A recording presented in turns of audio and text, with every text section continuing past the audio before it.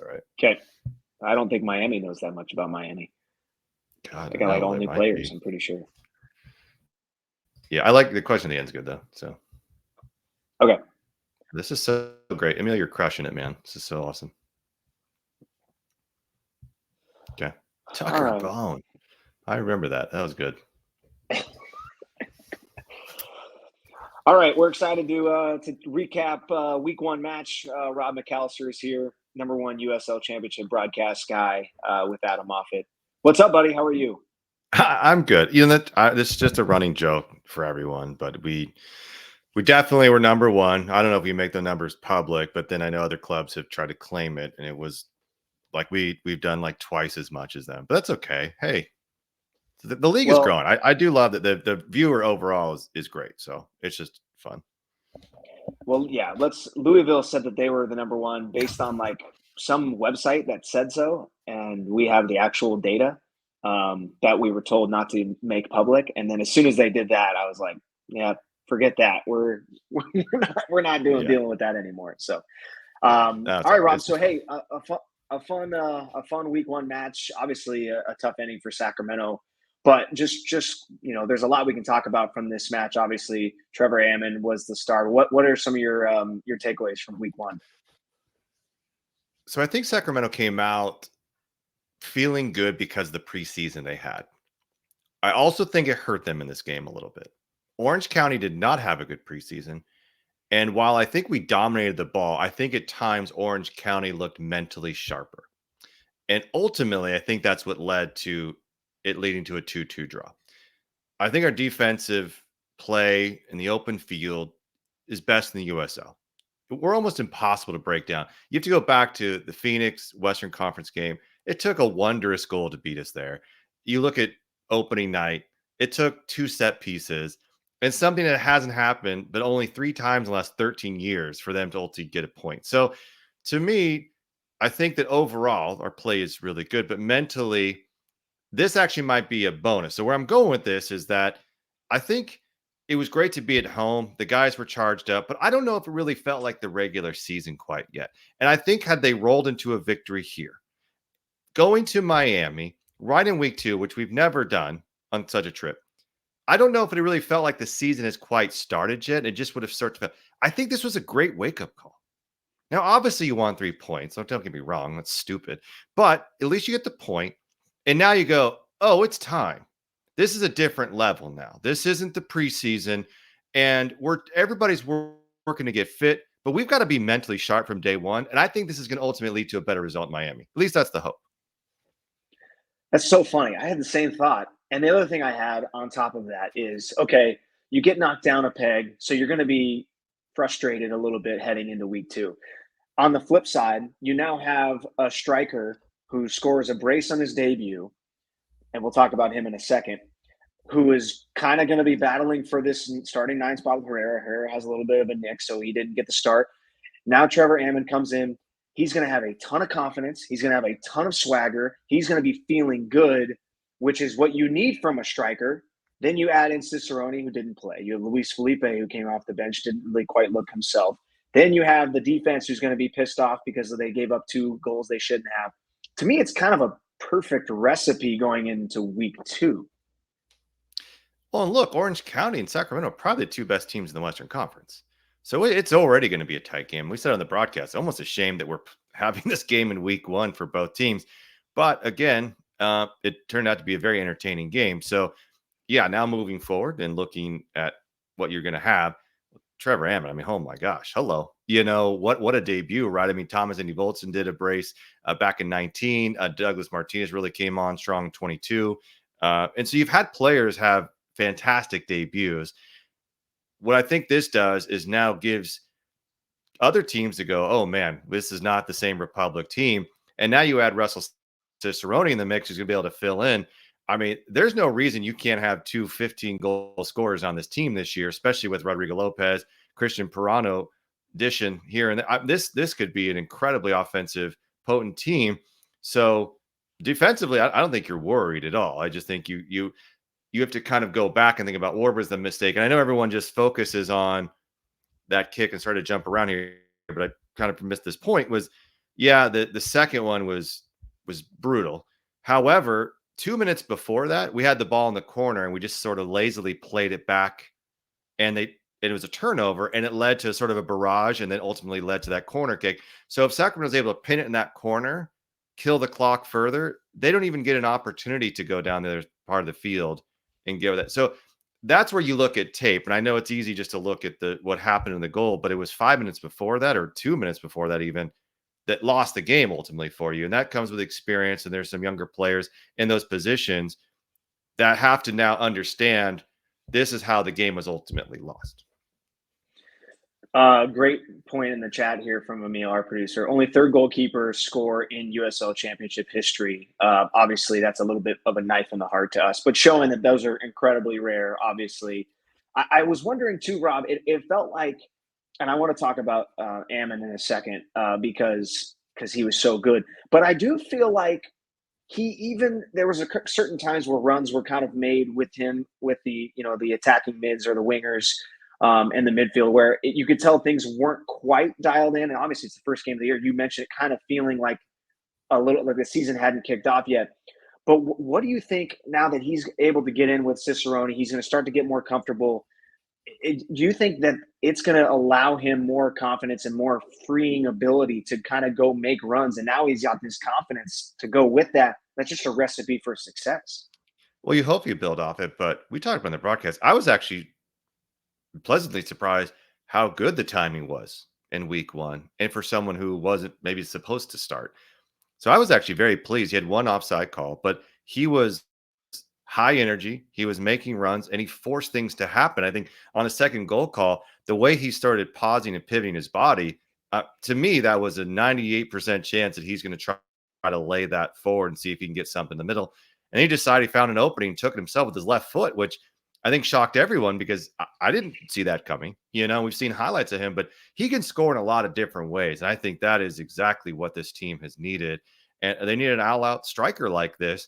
And as talented as Russell Cicerone, he's not this type of striker. Russell Cicerone is a fantastic attacking player. And I think this is only going to add to that. And now defensively, you're going to have to make some decisions. And that to me is the most exciting part.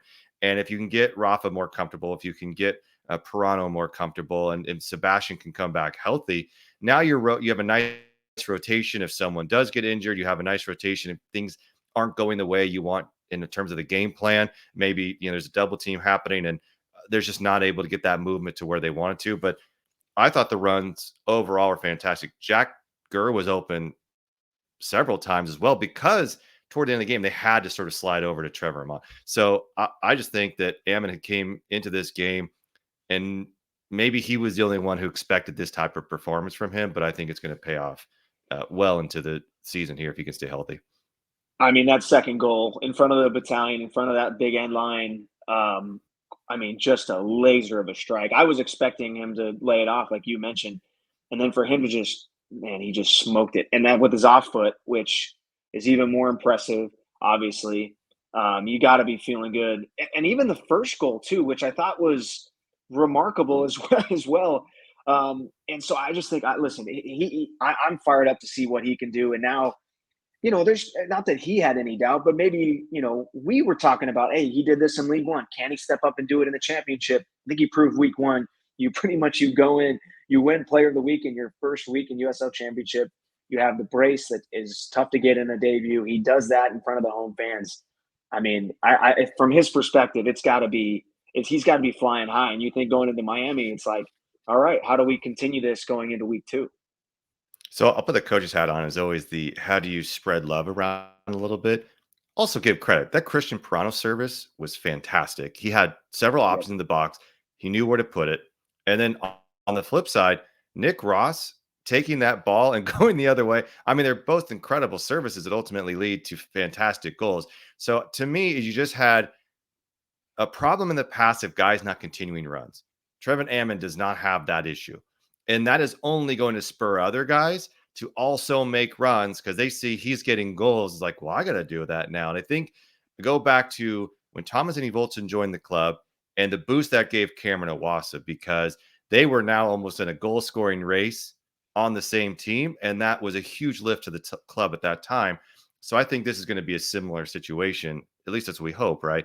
And I love what it says on the other side of the pitch here for this club. We already knew we were going to get on the other end.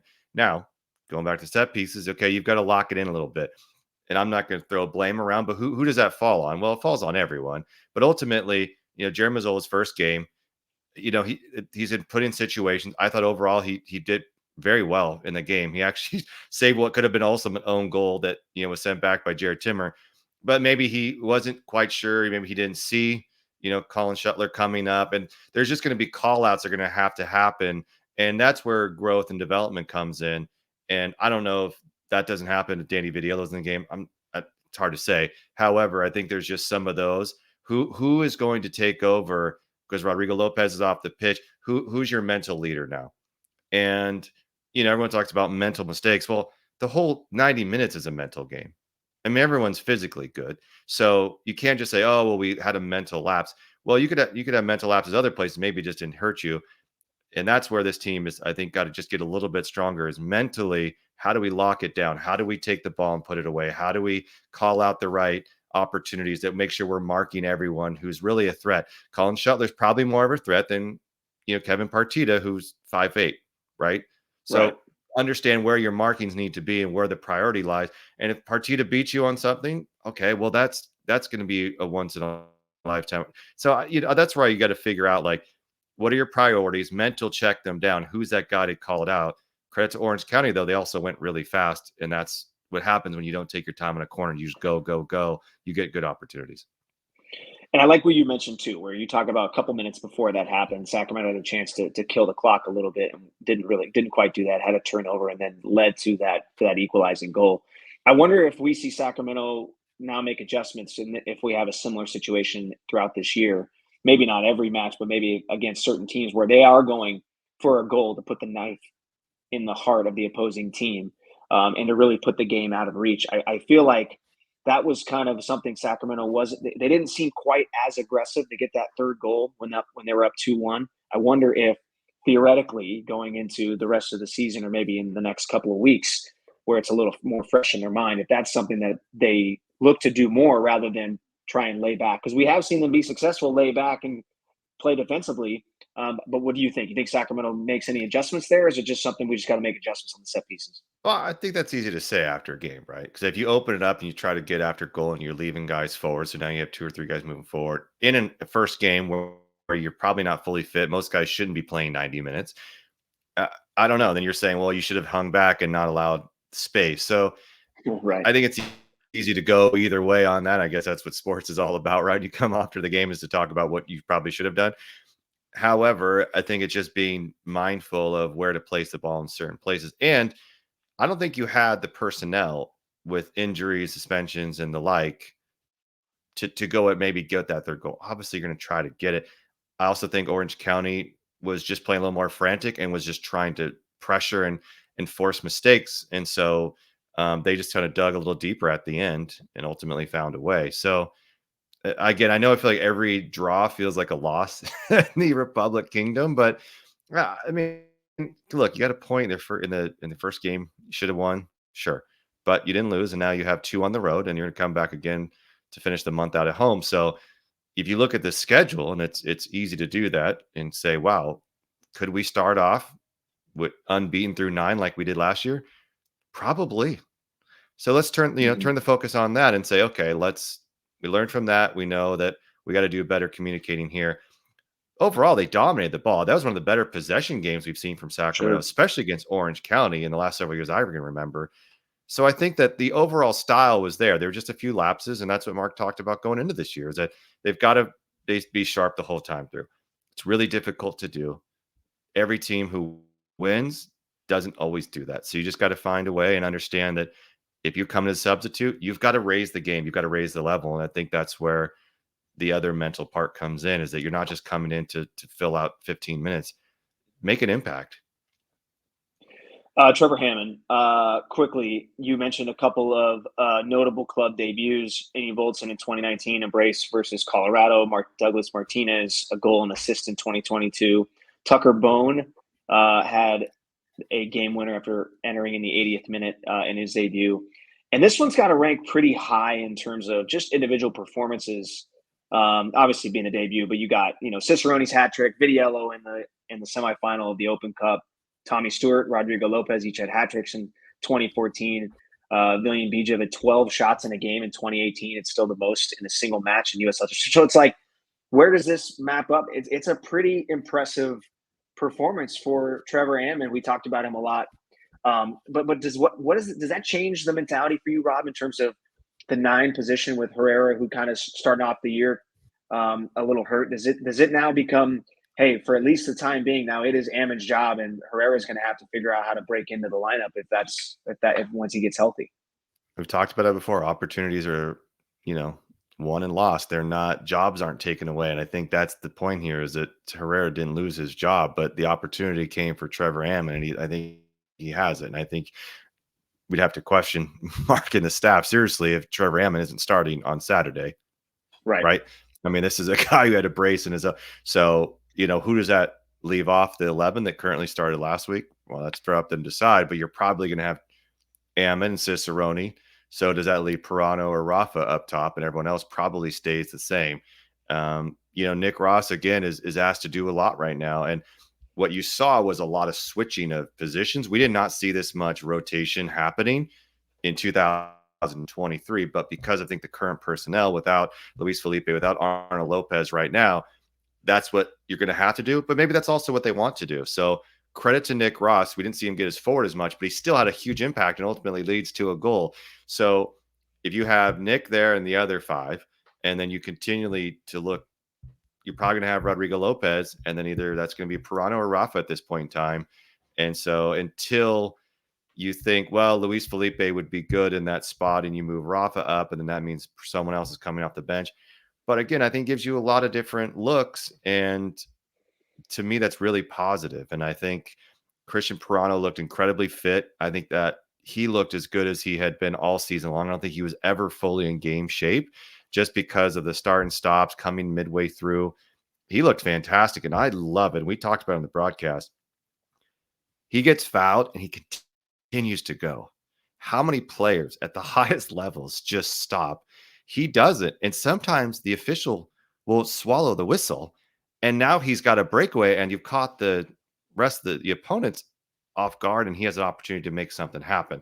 So that's what I love about him. He's horrible to defend against, and he's going to give opportunities to others. And I think that's what makes these championship teams, is that you have these roles and people can make other people more dangerous. And that's what we saw glimpses of on Saturday night, and hope to see that more forward. So when you look at striker and where people are starting, it's not just can you get a goal or can you get an assist. It's can you make the other teammates of yours better and more dangerous.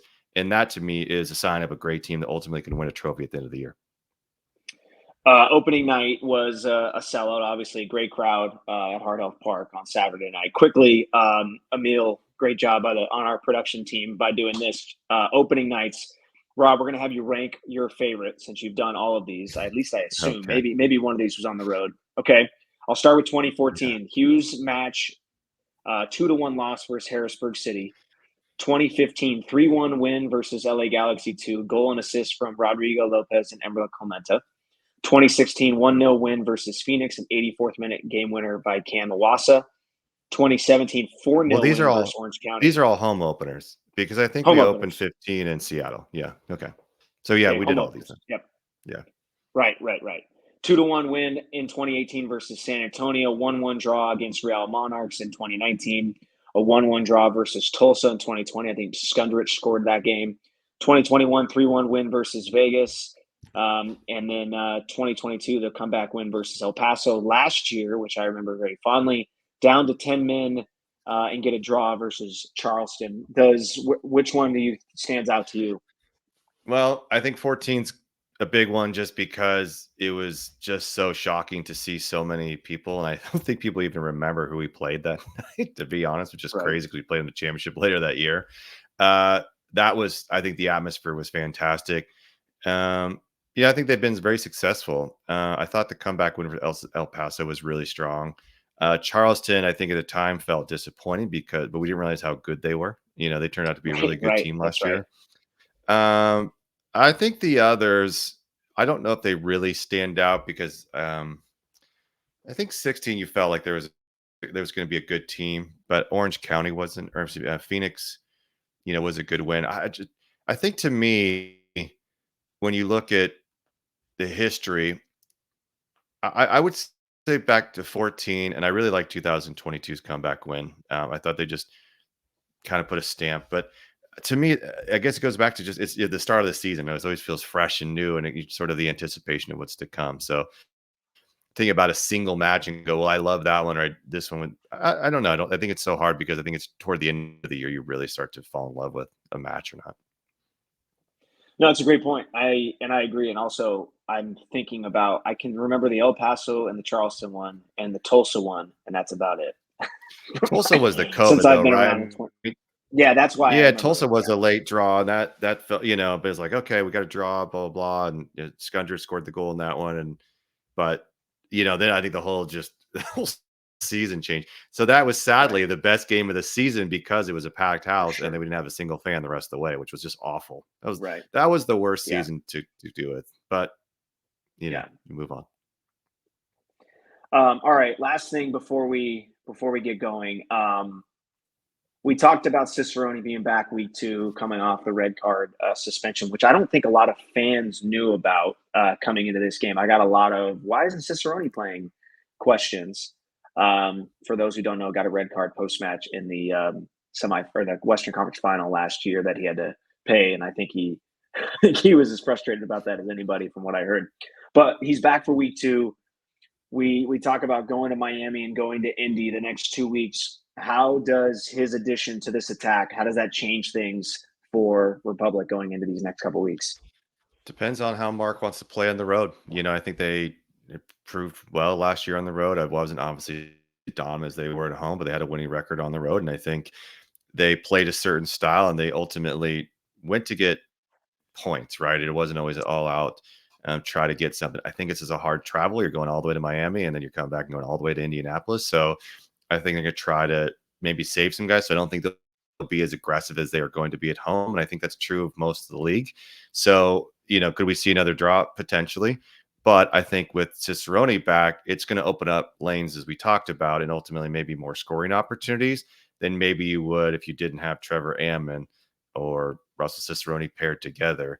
And I'd imagine they're going to be paired together, and it's going to be quite fun to see how Miami stacks up. Miami got a massive win. You see Jairo Enriquez almost score a couple good goals for them, or excuse me, for Colorado Springs, but didn't pan out for Switchback. So I think Miami's got to be feeling pretty good. Whole new coach, almost the entire new team there. They've got a revamped outlook. So they'll kind of see what they can do in week 2 against Sacramento. And they're going to be feeling confident. This is not going to be last year's Miami team. And this is going to be a big challenge for Sacramento to go and get a result. Cicerone 6 goals in 8 games against Miami in his career, so that's something to keep an eye on. I wanted to ask quickly. We didn't have it on our notes here, but you think we see Vitiello back in the starting lineup Saturday? Yeah, I don't know. And I think Jared proved well. So it just depends on whether he's healthy or Yeah, not. Right. I think it's going to be yeah. all health related for all these guys. I mean, the first goal, he made a pretty awesome save on the basically what was like a Zlatan type strike off the side of the foot, which is pretty impressive. Made that save, and unfortunately, it went off the post and back in for an easy goal. But I thought for the most part, he looked pretty solid back there. Yeah, I mean, right. And the gap is Seth Kasipli just found a way to kind of get around. And there was, kind of some really nice ability by Orange County to even get a foot on that ball. But overall, I thought Jared did really well. I mean, that's a tough debut. You're nervous. It's not easy to come to a situation. And, it kind of just happens on 2 kicks. But I think he did his job in between the posts. And it's time to move on and see what you can get in this next stretch. So Saturday night, 4 p.m. Pacific time against Miami FC will be on Fox40.com and Antenna before being back on main Fox 40 next Saturday for Indy. Back with Adam Moffat this weekend. Rob, you fired up to be with him again?